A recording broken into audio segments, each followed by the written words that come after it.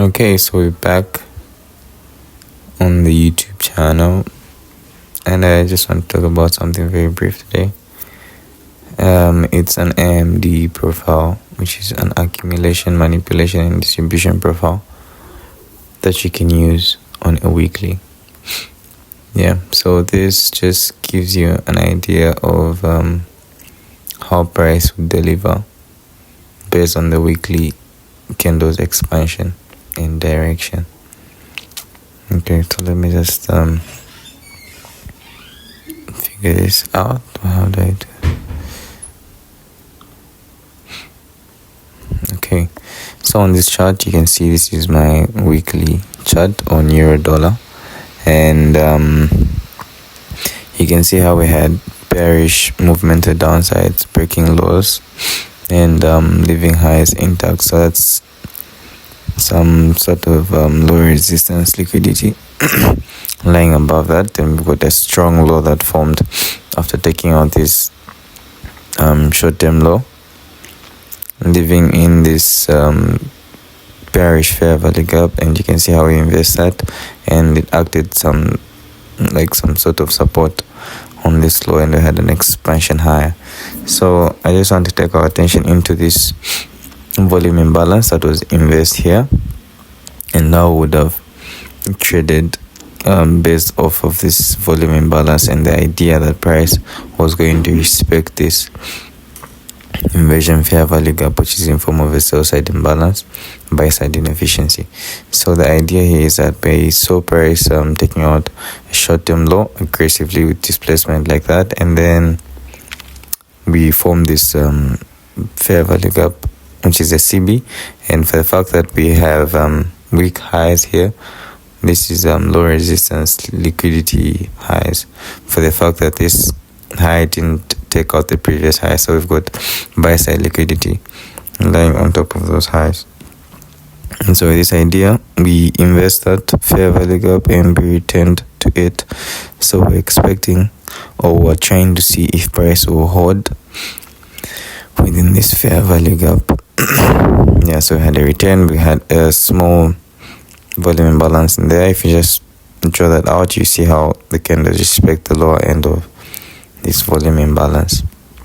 We had an expansion to the upside, and I'm just going to take you into lower time frames and see how you can use accumulation, manipulation, and distribution profile to trade this particular week in here, this particular trading week. Okay, so moving on to the next slide. And this is an hourly chart on the euro dollar, and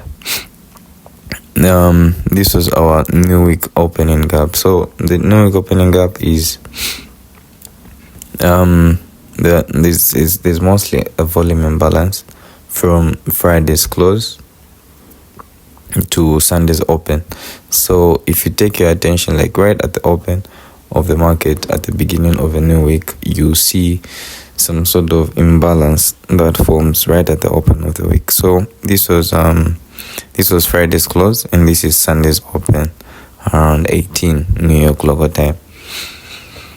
So we have that. We anchor it from the close of, so this is a bearish candle, the close is at the bottom, so the lower end of this new week opening gap was at the low of that candle, and the open, the Sunday's open, it was supposed to be but it was supposed to be at the open. So this new week opening gap was supposed to be anchored at the open of this candlestick and not like that. But regardless, it's a volume imbalance, and price will refer back to this point as support or resistance, if you say it like that.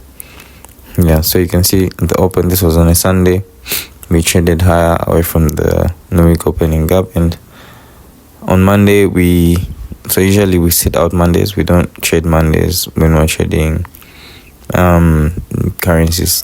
Like that's just how I do it. So for this model, or for this idea of the AMD profile, the accumulation, manipulation, distribution profile to be valid, you don't trade the Monday's range.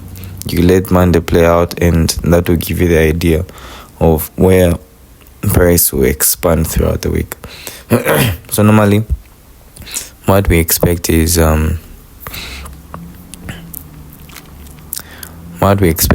something like this. So if you have Monday's trading like that,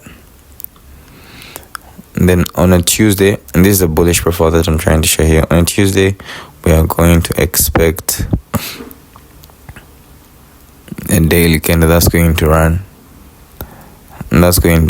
the liquidity on Monday like that. And then on a Wednesday we expect price to continue higher,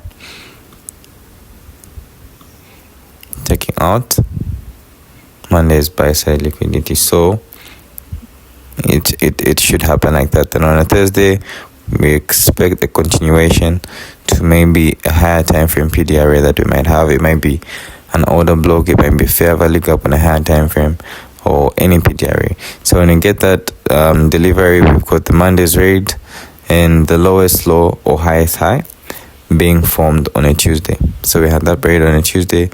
Wednesday, Thursday expands to the PDRA that we're expecting price to trade to for the week. Then on a Friday, we can expect some sort of trade back to the range, which is a TGIF sort of setup, and then it closes in there. So this is a bearish candle. This can be any kind of candle, but as long as we raid. Okay, how do I take this off now? Okay.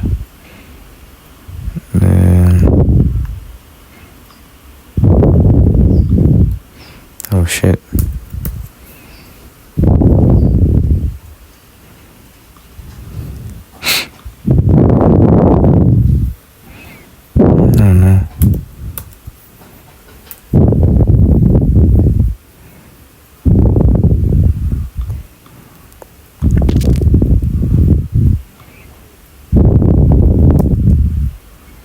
Okay, yeah, so you get the idea. We expect Monday's trading to be rated. So on a Monday, we sit out Monday and we just note the highest high on Monday and the lowest low on Monday. Then into Tuesday's trading, we had the open, which is at midnight. So we had at midnight we had the open, and we had an aggressive run through Monday's sell side liquidity like that. And this happened during London session. Yeah, and I think during New York we had the expansion going higher, and you can just see how price wicks through the New Week opening gap, or this volume imbalance that we've noted here. So we had that manipulation, expanded, taking out a high, leaving an imbalance in there. If you take your attention from this low to that high, you can see that we had a return to a discount level on this candle right here, and it traded to the middle point of the New Week opening gap, which is also a volume imbalance. So that's consequent encouragement of that gap right there. It returns to it, and you can see how it rejects that, trades down to 50% of this week. If you anchor your Fibonacci from the close of this candle, the open to the low, 50% of that, you see the price returns to that and sort of respects it perfectly there, runs for buy side liquidity on that high, and ultimately trades into the volume imbalance low, which I had on the weekly chart. So let me just take it back. That's the volume imbalance low.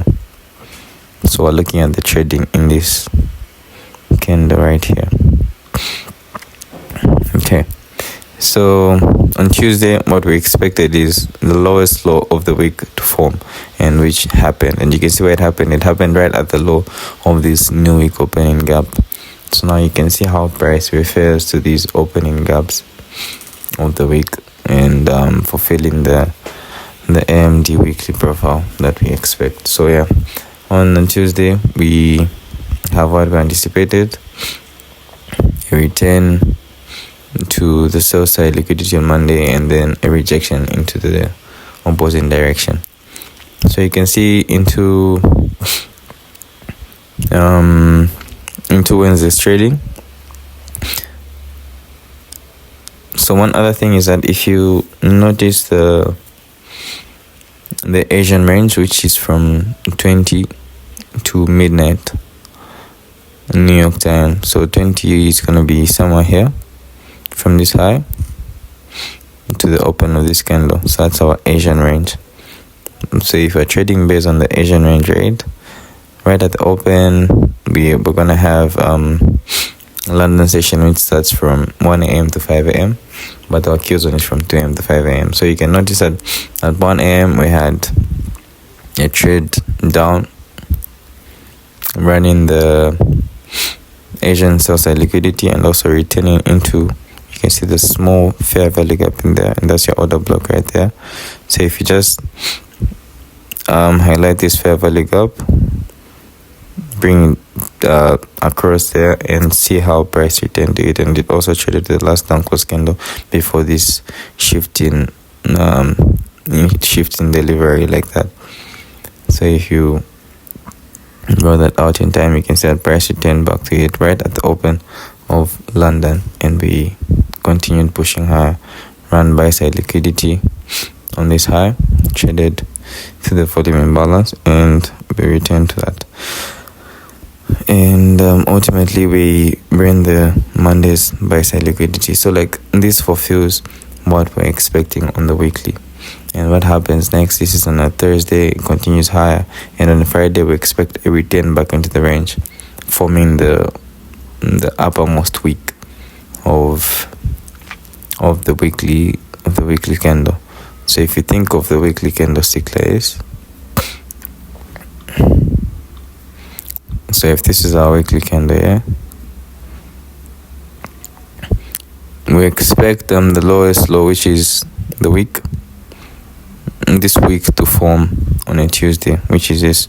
So this trading in here from this low, from this open to this lowest low here, it should happen from should be seen as something like this on the weekly candle. Then on a Friday, for this week to form, we're going to have price trading higher into the PDRA that we're expecting on a higher time frame.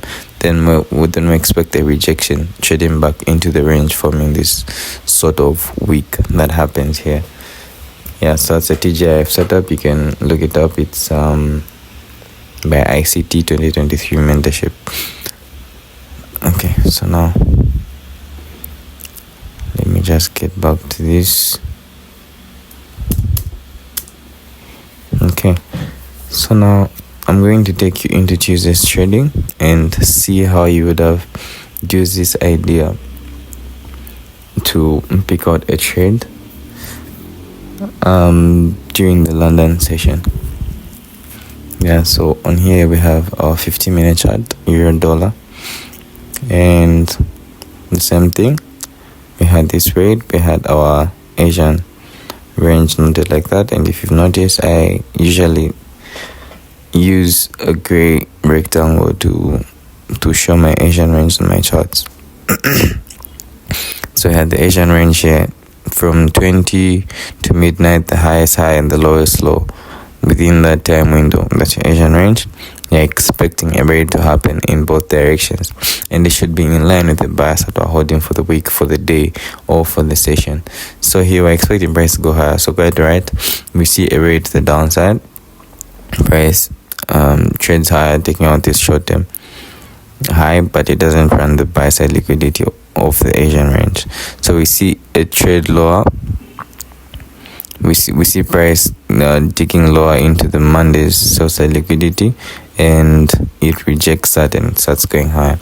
So if you compare this chart to GBP USD at this same particular time, you'll notice that GBP USD failed to take out this low, but instead it had a higher high. So the high, or a higher low, sorry. So this low formed higher than this one, but on Euro USD, this low took out this one. So that's an SMT divergence that confirms that confirms our bias. So like smart money uses that to confirm an idea on a trade. So if you want, I didn't put it in this presentation, but you can go back to your own charts. This was on the 2nd of July 2024. You can just go back to the chart and check GBP/USD. You notice that the low formed higher than this one. So that's an S&P divergence. That gives us a go ahead to take the trade in the same sense that we're expecting. So moving on.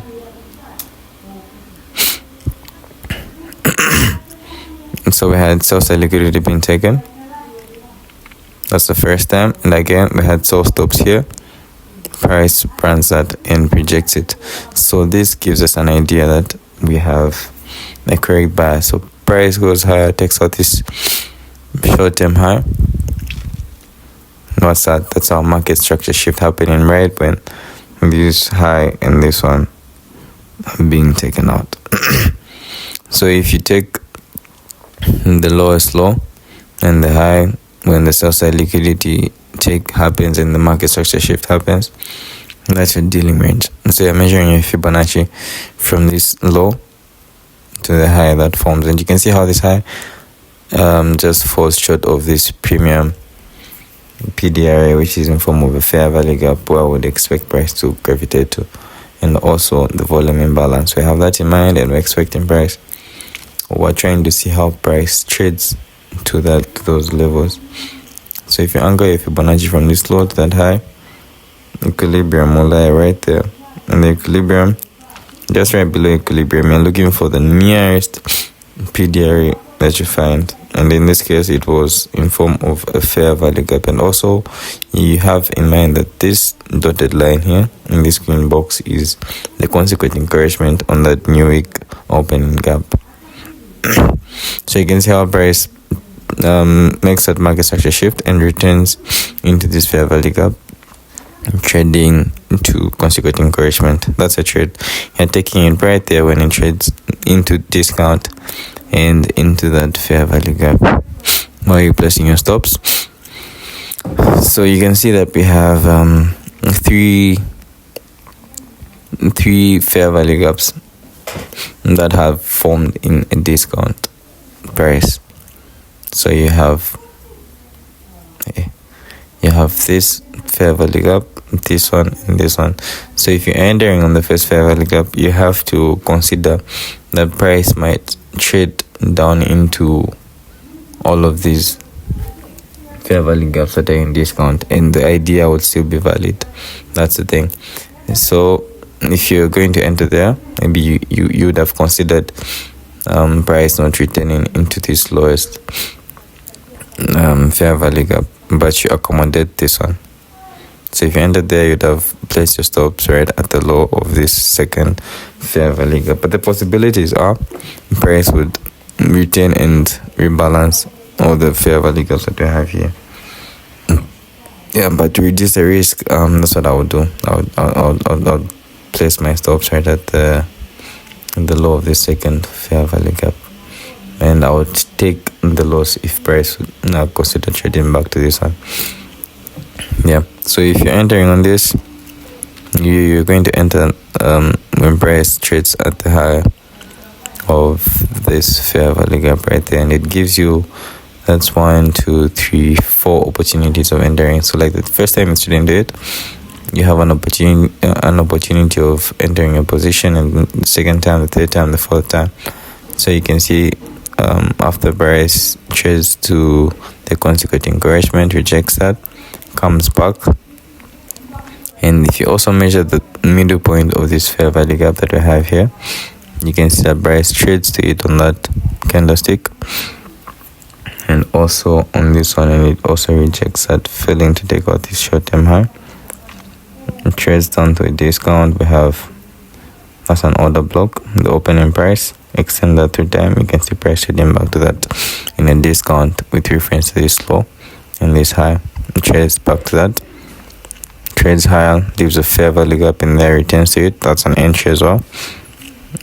Now price, you can just see price pulling towards the fair value gap that we caught and ultimately hitting the law of the volume imbalance that we had. So this is how you would have taken the trade on a Tuesday with the idea of price extending higher. But that happens after the Monday's range has been raided. So going into a lower time frame on Tuesday, we're still looking at Tuesday's trading. This is the only day will be focused in trading. So like if you want to trade the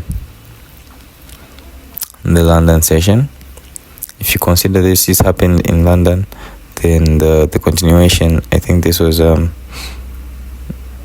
during New York going into the close. I want to take your attention into this piece of price action that we have right in here.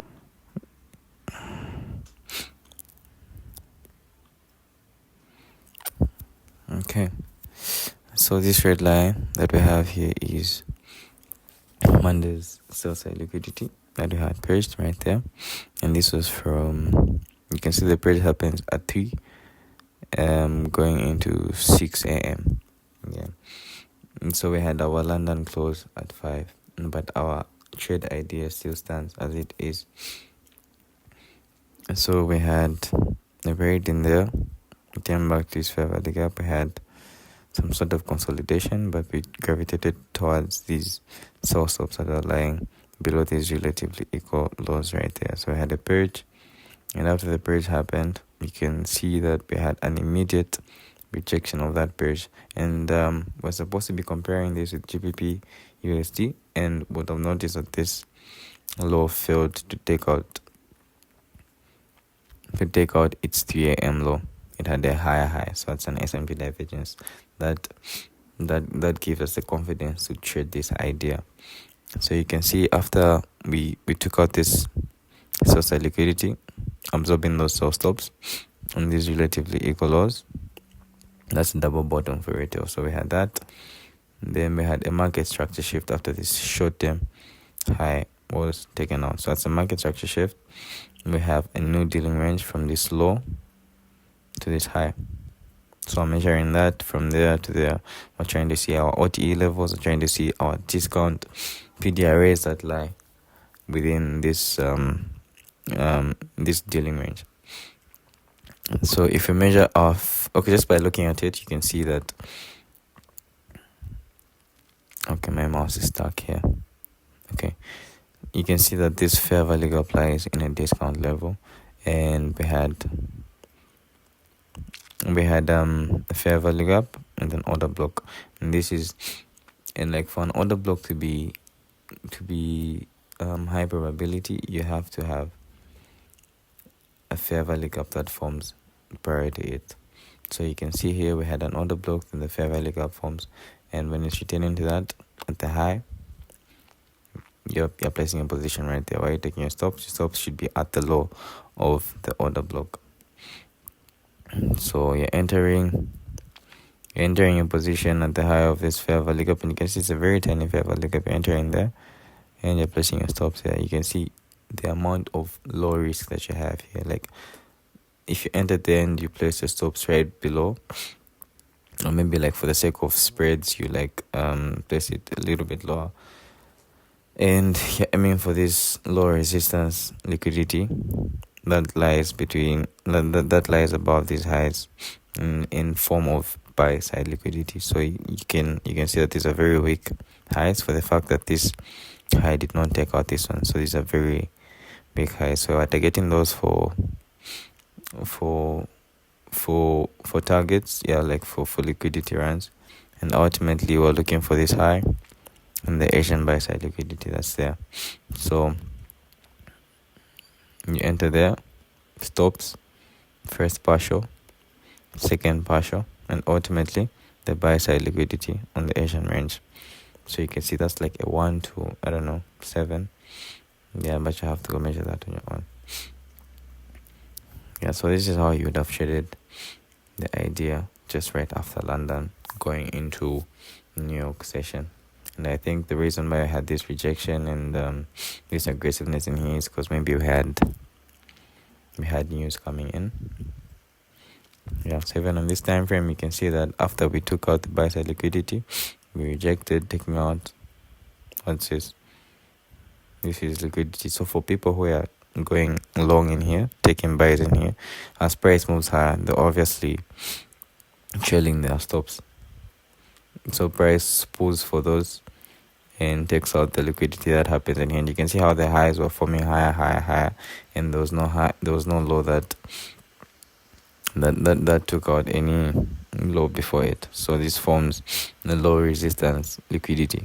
So these are very weak lows, and price would trade back to these for stop hands. So you can see how price trades down to that, taking out all these lows and rebalancing this fair value gap. And then price continues higher.